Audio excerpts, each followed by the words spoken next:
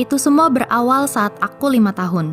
Aku mendengar mama dan papa bertengkar di dapur saat aku sedang mengerjakan PR matematika.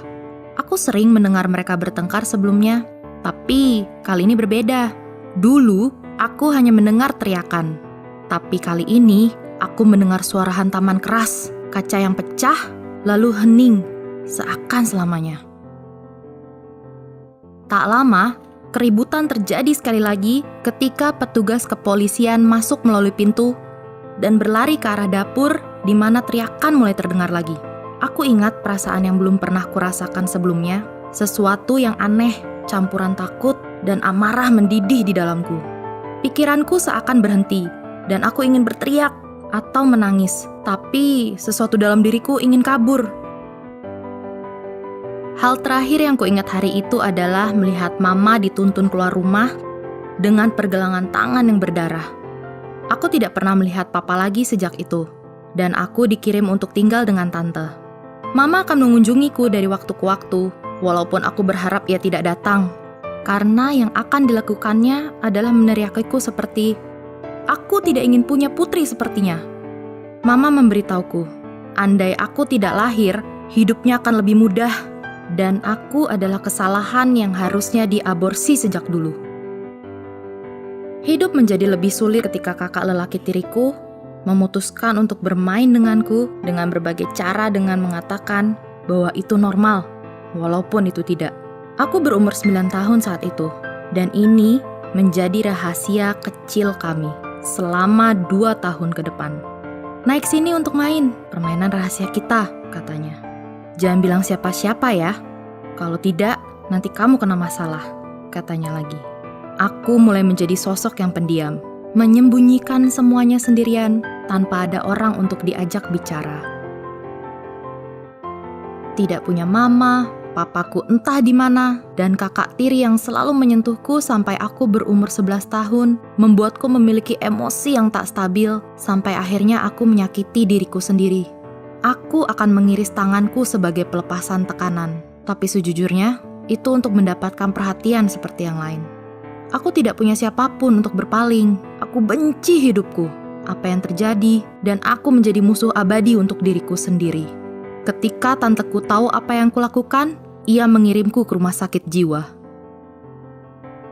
Saat orang membayangkan rumah sakit jiwa, mereka teringat akan adegan di film, jaket pengaman, dan ruangan yang terlapisi, tapi biar ku beritahu, di sana tidak seperti itu sama sekali. Mereka tidak memiliki ruang berlapis, tapi ruang pengasingan yang berupa ruang kosong biasa digunakan untuk menenangkan diri. Pasien di sana tidak semuanya diikat di ranjang mereka, tidak sampai jika mereka membutuhkannya. Dan mereka semua bukan orang gila berkepala botak yang sering mendengar suara-suara aneh. Justru, tempat itu dipenuhi dengan orang-orang pendiam yang dikirim ke sana karena pernah mencoba bunuh diri. Jujur, mungkin kalian hanya akan menemukan satu orang yang benar-benar memiliki gangguan jiwa berat di sana. Aku ditempatkan di bangsal anak-anak berukuran kecil. Ada beberapa sofa untuk duduk, tidak ada banyak barang tapi nyaman. Sebuah meja dan sebuah TV kecil untuk menonton bersama. Dan yang kami lakukan hanyalah menonton TV lagi dan lagi.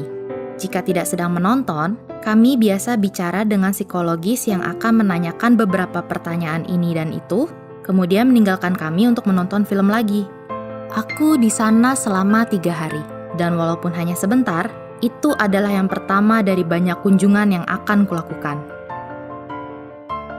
Saat aku 12 tahun, masa laluku mulai terngiang, dan aku mulai merasakan amarah. Aku mulai membenci segala sesuatu yang terjadi padaku, dan kembali melakukan kebiasaan lamaku. Tapi kali ini bertambah parah. Aku menggores seluruh tanganku dengan marah dan frustrasi. Kadang cukup dalam. Sampai aku berada di posisi ingin membunuh. Percaya bahwa siapapun yang melewatku pantas mati oleh tanganku. Bahkan tatapan mata yang salah membuatku sangat marah. Akhirnya, sekolah mengetahui kebiasaanku menyakiti diri sendiri, agresif, dan memiliki keinginan membunuh. Dan aku diskors, dan dikirim ke rumah sakit jiwa kedua kali. Karena umurku bertambah, aku ditempatkan di bagian yang berbeda di rumah sakit dan lebih besar, jauh lebih besar. Aku cemas, panik akan apa yang akan terjadi. Kunjungan pertamaku saat aku masih sangat kecil dan aku tidak begitu mengerti apa yang terjadi. Tapi kali ini aku cukup sadar.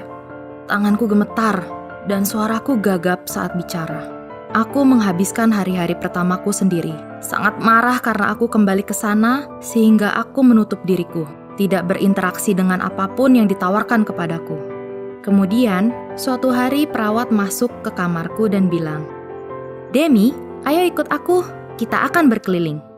Untuk beberapa alasan, suaranya menenangkanku, memberiku perasaan hangat. Jadi aku berdiri dan mengikutinya keluar kamar, juga meninggalkan perasaan marahku di belakang. Kami berjalan menyusuri koridor, berhenti di beberapa ruangan untuk melihat dalamnya. Ruangan-ruangan itu tidak dipenuhi orang-orang yang berteriak atau bicara ke dinding seperti yang orang lain pikirkan. Tapi justru orang-orang duduk diam melakukan kegiatan masing-masing.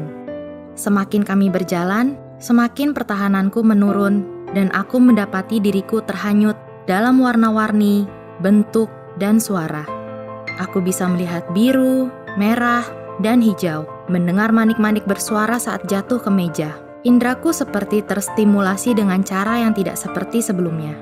Sebelum ku tahu, aku sudah duduk di meja dan untuk pertama kalinya, aku ingat aku merasa santai, kecemasanku hilang, dan aku menemukan kelegaan. Kelegaan itu ku dapat melalui rekreasi dan terapi seni dan diberikan kesempatan untuk menciptakan sesuatu. Kami bisa menciptakan bentuk-bentuk dari manik-manik dengan ukuran yang berbeda, membuat gelang, atau melukis gambar. Aku bisa duduk di sana dan membiarkan diriku bebas.